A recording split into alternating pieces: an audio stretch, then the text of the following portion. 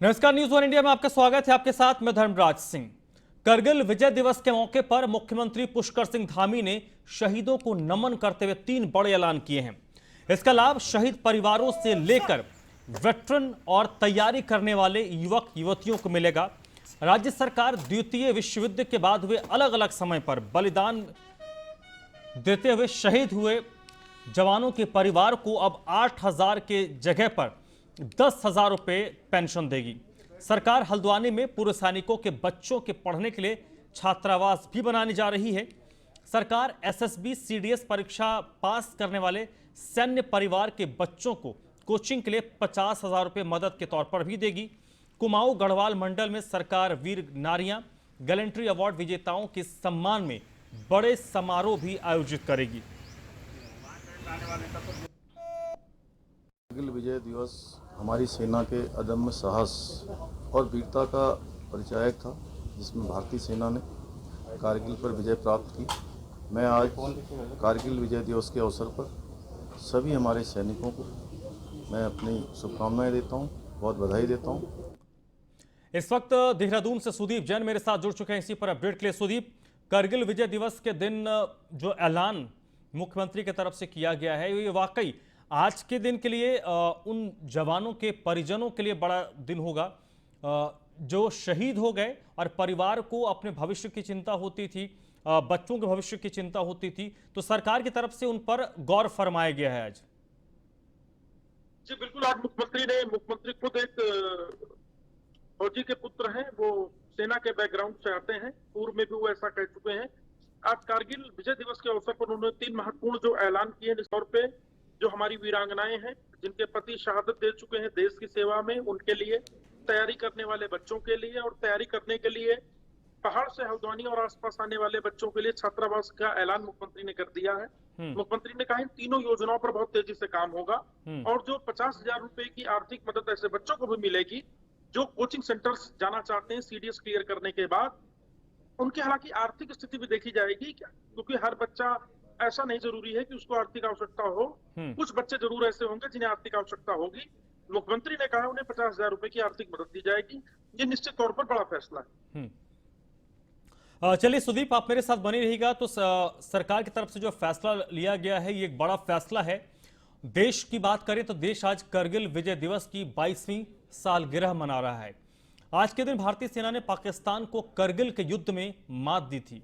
आज इस मौके पर आम आदमी पार्टी के वरिष्ठ नेता और सीएम पद के दावेदार कर्नल अजय कोठियाल ने शहीद जवानों को नमन करते हुए उन्हें श्रद्धांजलि दी है।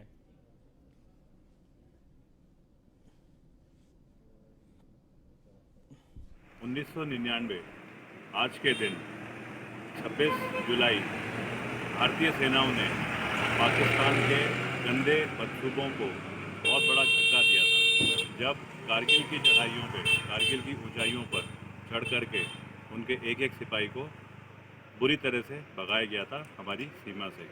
इसको बोलते हैं ऑपरेशन विजय। आज शौर्य दिवस है। इसमें बहुत सारे इंडियन आर्मी की पलटनों ने अपना एक जोशीला ऑपरेशन करके दिखाया और साथ में बहुत सारे लोगों ने।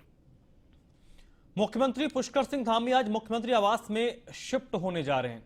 मुख्यमंत्री आवास को लेकर एक मिथक ये भी है कि जो भी इस आवास में रहता है वो अपना कार्यकाल पूरा नहीं कर पाता। इन तमाम बातों के बावजूद मुख्यमंत्री पुष्कर सिंह धामी ने इस आवास में ठहरने का मन बनाया है।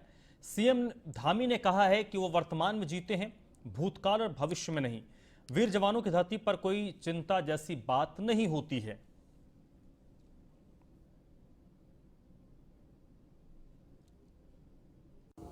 मैं चूंकि आज ऐसे स्थान पर हूं जो हमारा देश की अदम्य साहस और वीरता का परिचय जिन्होंने दिया है, जो हमारे लिए प्रेरणा के कारण हमेशा थे, हमेशा रहेंगे, तो मैं हमेशा कर्म पर विश्वास करता हूं। और मैंने ये कहा है कि मैं हमेशा वर्तमान में जीने पर विश्वास करता हूं। न तो मैंने कभी भूतकाल की चिंता की है, न उसका प्रायश्चित किया है, और न ही जो है भविष्य में क्या होगा इसकी चिंता अभी से करूँ। इसलिए हमारे हाथ में जो चीज़ें हैं और इतना बड़ा हमारा अच्छा, इतना सरकार के इतने संसाधन उसमें लगे हैं, तो निश्चित रूप से वो जो भी प्रदेश का मुखिया होगा या मुख्य सेवक होगा उसके लिए बना है तो उसको वहीं रहना चाहिए। देहरादून में नेता प्रतिपक्ष प्रीतम सिंह ने आज कार्यभार ग्रहण किया। प्रीतम सिंह आज सुबह विधानसभा पहुंचे और विधानसभा पहुंचकर उन्होंने नेता प्रतिपक्ष के तौर पर अपना कार्यभार संभाला है। कांग्रेस के सभी विधायक विधानसभा में मौजूद थे। नए कार्यकारी अध्यक्ष रंजीत रावत भी इस दौरान मौजूद थे।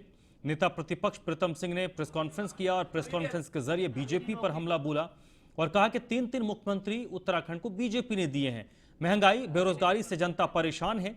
राज्य सरकार को शराब और खनन माफिया चला रहे हैं। 2022 में उत्तराखंड में बड़ा परिवर्तन होने जा रहा है। 2022 में कांग्रेस दोबारा से सत्ता में आएगी। जनता हमारे साथ है।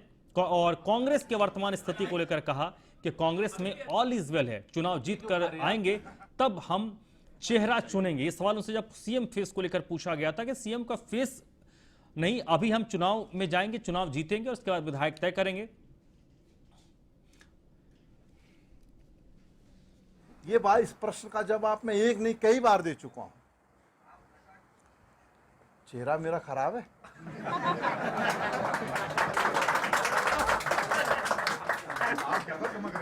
नहीं, मैं बताओ ना।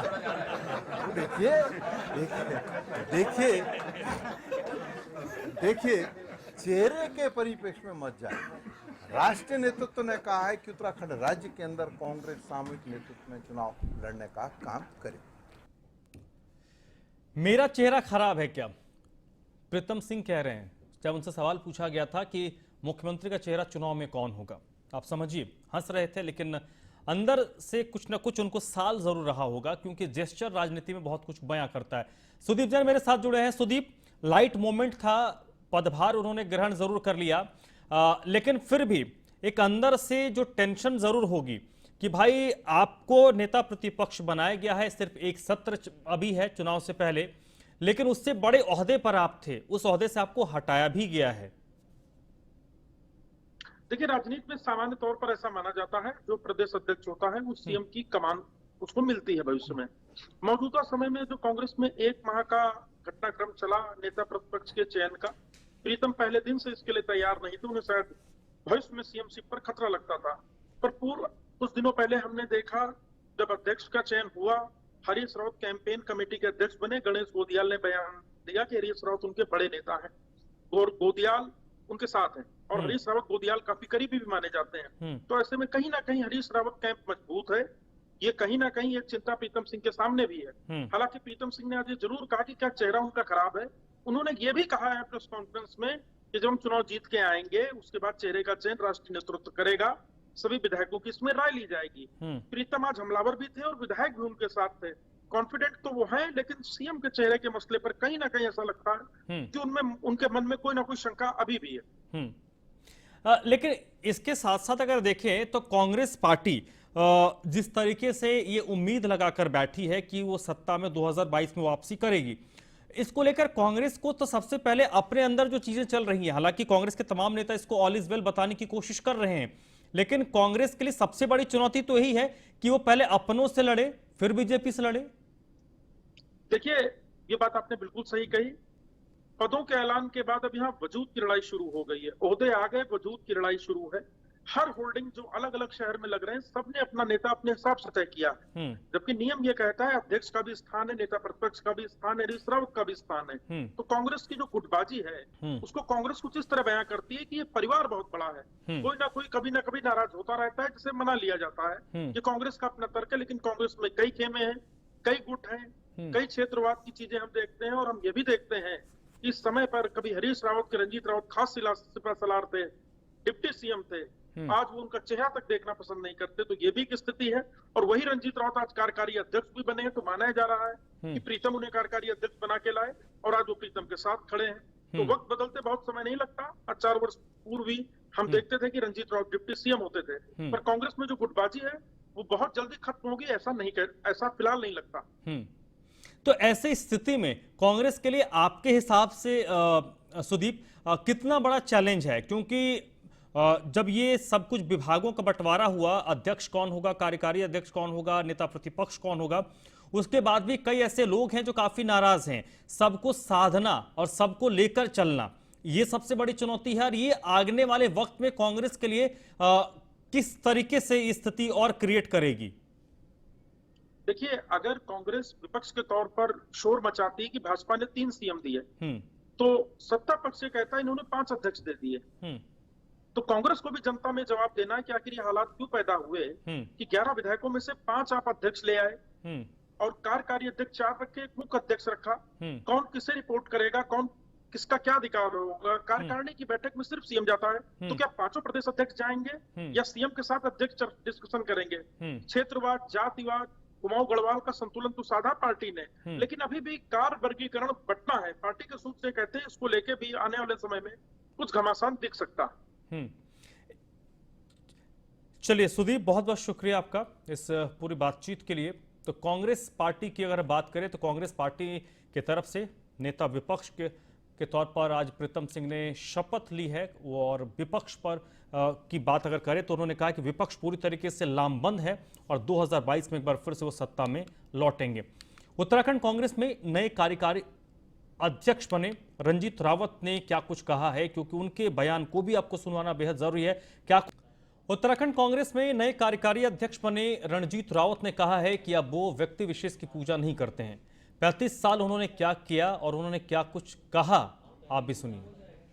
कांग्रेस पार्टी के वरिष्ठ नेता रंजीत रावत जी हमारे साथ हैं। इन्हें पार्टी ने कार्यकारी अध्यक्ष की जिम्मेदारी दी है। रावत जी, बहुत बहुत स्वागत है आपका। जी धन्यवाद। कुछ देर से फैसला हुआ लेकिन कुछ ज़्यादा बड़ा फैसला नहीं हो गया।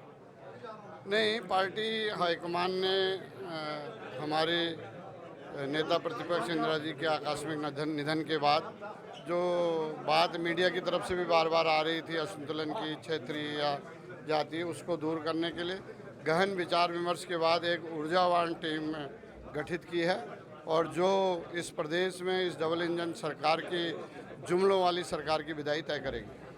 रावत जी, गुटबाजी को लेकर कांग्रेस में एक बड़ा सवाल है। गुटबाजी, क्षेत्रबाजी, क्या अब ये खत्म होने जा रही है? बड़ा संगठन है, बहुत सारी प्रतिभाएं हैं और सीनियरिटी भी बहुत सारे लोगों की है। थोड़ी बहुत होगी भी तो कोई ऐसी बात नहीं है कि उससे कोई भूचाल आने वाला है। और हमारे तो पहाड़ में हमारे बुजुर्गों ने हमें सिखाया है कि जो रुसाड़ू होता है रूठता है, रुसाड़ू की बांटी लोग खा जाते हैं। तो मेरा यही संदेश इस मौके पे है कि रुसाए ना लोग, क्योंकि रुसाड़ू की बांटी नहीं तो दूसरा आदमी ले जाता है। कल हरीश रावत जी आ रहे हैं, आप जा रहे हैं वेलकम करने? देखिए, मैं कांग्रेस का सिपाही हूँ और कांग्रेस का वेलकम करता हूँ। बाकी व्यक्ति विशेष की पूजा बहुत हो गई, मैंने भी 35 साल चिलम भरी है।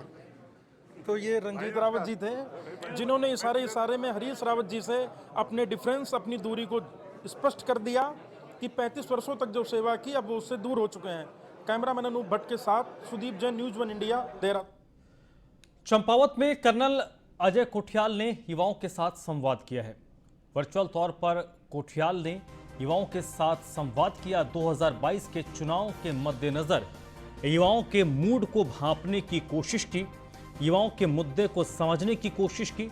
इससे पहले गुलजयू मंदिर और बालेश्वर मंदिर में उन्होंने पूजा अर्चना की और उसके बाद वर्चुअल माध्यम से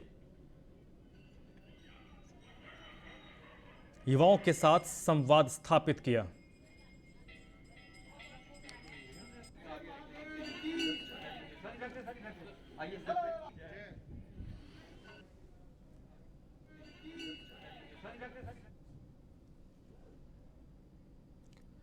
उत्तराखंड में ग्रिड पे बरकरार रखने की मांग पर पुलिस कर्मियों के परिजनों का धरना प्रदर्शन जारी है।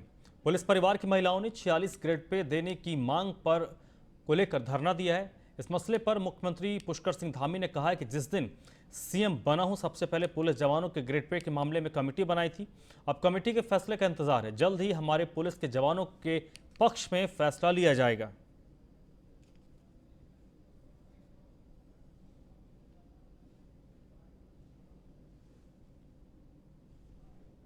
ग्रेड पे का जो प्रकरण है उस पर जब से मैंने मुख्यमंत्री पद की शपथ ली है, सबसे पहले कोई मामला हम लोगों ने बिना किसी कहे, पुलिस के जो हमारे जवान हैं उनके बिना किसी कहे, क्योंकि शपथ लेने के सीधे जो हमारी पहली कैबिनेट हुई थी 2 घंटे के अंदर, उस कैबिनेट में हमने उसकी मंत्रिमंडल की उप समिति बनाई है और उप समिति जो है उस पर काम कर रही है। बहुत जल्दी जो है वो रिपोर्ट देगी। हम लोग उस पर रास्ता निकालने के लिए स्वयं ऊर्जा निगम कर्मचारियों ने विभिन्न मांगों को लेकर 26 जुलाई की रात से हड़ताल पर जाने का फैसला किया है। ऐसे में उत्तराखंड विद्युत अधिकारी कर्मचारियों संयुक्त संघर्ष मोर्चा की तरफ से लोगों से अपील की गई है कि 26-27 जुलाई की मध्य रात्रि से होने वाली हड़ताल के मद्देनजर आप सभी लोग अपने अपने स्तर पर उचित व्यवस्था रखें। आपको बता दें कि उत्तराखंड विद्युत अधिकारी कर्मचारी संयुक्त संघर्ष मोर्चा ने संविदा और सेल्फ हेल्प कर्मियों के समान काम समान वेतन के अलावा 14 सूत्रीय मांगों को 26 जुलाई से हड़ताल पर जाने का ऐलान किया है। ऊर्जा निगम के कर्मियों का कहना है कि इससे पहले 22 जुलाई को बल्लीवाला चौक स्थित ऊर्जा भवन में सत्याग्रह करके सरकार को जगाने की कोशिश की गई थी, लेकिन शासन में अभी तक उन्हें वार्ता के लिए आमंत्रित नहीं किया है। ऐसे में उन्हें मजबूरन कार्य बहिष्कार के लिए बाध्य होना पड़ेगा। अगर प्रदर्शन के दौरान सरकार द्वारा किसी भी ऊर्जा कर्मी को गिरफ्तार करने की कोशिश की जाती है तो राज्य में सभी ऊर्जा कर्मी जेल भरो आंदोलन से भी पीछे नहीं हटेंगे, जिसकी पूरी जिम्मेदारी ऊर्जा प्रबंधन और सरकार की होगी।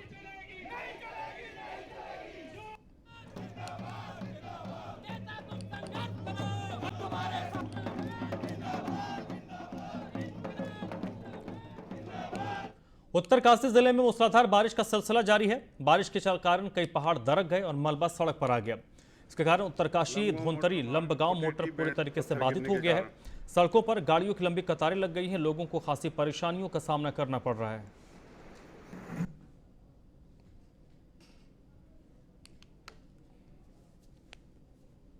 इस बुलेटिन में फिलहाल इतना ही।